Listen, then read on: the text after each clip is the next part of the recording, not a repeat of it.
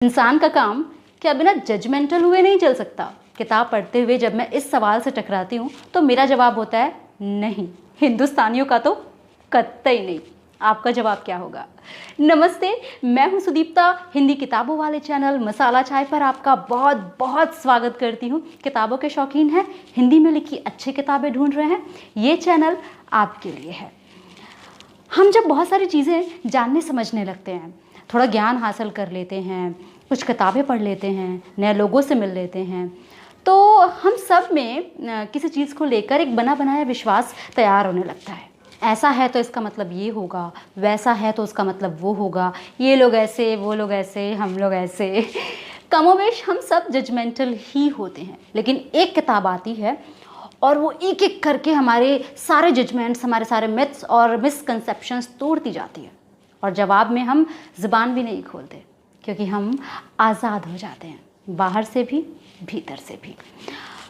लोग जो मुझ में रह गए, अनुराधा बेनीवाल की लिखी ये किताब बिल्कुल ऐसी ही किताब है। ये राजकमल प्रकाशन के सार्थक उपक्रम से प्रकाशित होकर आई है। अनुराधा बेनीवाल की यायावरी आवारगी श्रृंखला की दूसरी कड़ी। पहली कड़ी जिसका नाम आप सब जानते ही होंगे, क्योंकि बहुत चर्चित रही वो किताब, चर्चित है, आज़ादी मेरा ब्रांड। ये दूसरी कड़ी है जिसमें उन्होंने अपनी रूस, सोवियत देशों और यूरोपीय देशों की यात्राओं का वर्णन दिया है। उनका ये यात्रा आख्यान है। नॉर्मली जब हम लोग कोई भी व्यक्ति यात्रा साहित्य पढ़ता है तो उसका एक उद्देश्य होता है कि घर बैठे ही वो उन जगहों की खूबसूरती को निहार ले, शब्दों के ज़रिए वहाँ घूम आए, महसूस कर पाए कि वहाँ होना कैसा अनुभव होता होगा, या फिर अगर कभी भविष्य में वहाँ जाना चाहता है तो एक मोटा मोटा प्लान तैयार कर ले। मेरे लिए इसमें एक और कारण जुड़ जाता है, वो ये कि जब भी मैं अपने आसपास के माहौल से थोड़ी ऊब महसूस करती हूँ या फिर किताबों से दुख और त्रासदी चुनते हुए थक जाती हूँ, तो मैं यात्रा साहित्य उठा लेती हूँ। मैं कह सकती हूँ कि यात्रा साहित्य मेरे गाढ़े वक्त की किताबें हैं। लेकिन जब मैं लोग जो मुझ में रह गए ये किताब पढ़ती हूँ तो मैं पाती हूँ कि ये मेरे अब तक के पढ़े गए सभी यात्रा संस्मरणों में एक बिल्कुल अलग पायदान पर खड़ी होती है। इसका फ्लेवर बिल्कुल अलग है।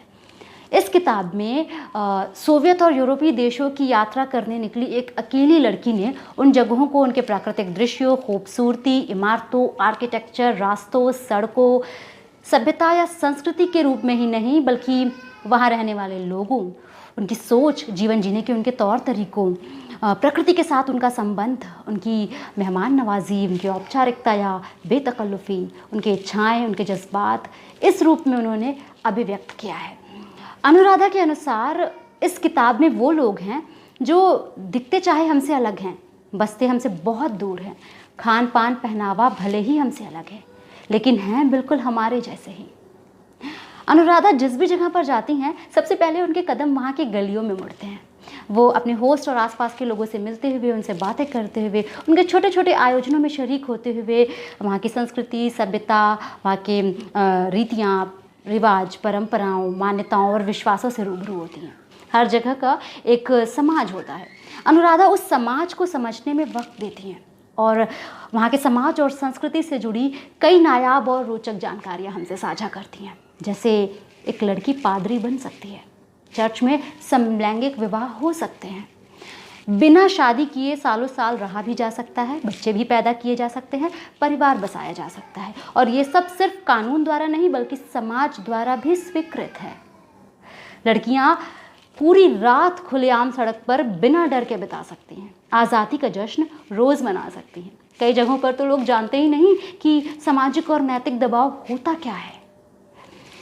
इस किताब में लेखक के न सिर्फ यात्राओं के अनुभव शामिल हैं, बल्कि साथ साथ ही लेखक का मन भी चलता है, और साथ साथ ही चलता है एक विमर्श, ढेरों सवाल और एक बेचैनी जो प्रेम और आज़ादी के मायने ढूंढने के बीच कहीं छाई हुई है।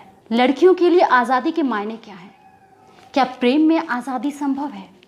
एक आज़ाद लड़की के लिए विश्वास के मायने क्या है?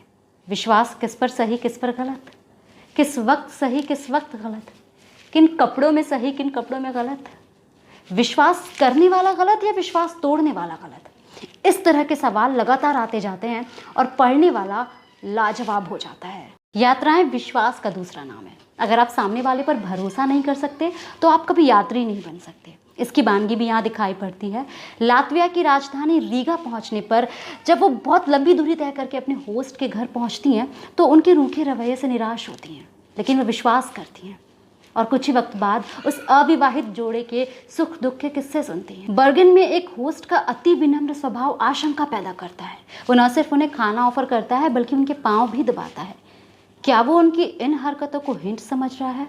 लेकिन विश्वास यहाँ भी जीतता है। इस्तांबुल में वो ईव टीजिंग की घटनाओं से भी दो चार होती हैं, लेकिन पुरुष होने के बावजूद वो अपने होस्ट को कैंसिल नहीं करती और एक बहुत खूबसूरत याद लेकर वहाँ से वापस लौटती हैं। इस किताब को पढ़ते हुए एक धारणा लगातार मजबूत होती जाती है, वो ये कि कोई भी जगह वहाँ के लोगों की वजह से ख़ास होती है। फिनलैंड में लोगों का जंगल के साथ अद्भुत रिश्ता आश्चर्यचकित करता है। पोलैंड के युवाओं का कट्टर होने की हद तक धार्मिक होना चौंकाता है। रूसी लोग कभी अपने बारे में कुछ क्यों नहीं बताते, इसकी वजह हैरान करती है। तो ये दुनिया लोगों से है और ये किताब ऐसे ही आमो खास लोगों और उनके देश के बारे में। किताब का अंत लेखक पोलैंड के आउशविट्स नामक जगह पर करती हैं। मैंने ऐसे हौलनाक अंत की कल्पना नहीं की थी, लेकिन सभ्यताएं नष्ट भी होती हैं। जब हम उनकी खूबसूरती देखते हैं तो उनके पीछे की चीखें कौन सुनेगा?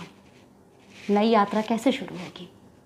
मैं चाहूँ तो इस किताब पर घंटों बातें कर सकती हूँ, क्योंकि मेरे पास बहुत कुछ है कहने के लिए, लेकिन फिर मैं स्पॉइलर दे दूँगी, कुछ ऐसी चीज़ें बता दूँगी कि आपका मज़ा किरकिरा हो जाएगा। तो मैं ये नहीं करना चाहती। मेरी सलाह पे अगर पढ़ना है तो तुरंत से भी पहले अगर कोई वक्त होता है ऑर्डर कर दीजिए इस किताब को।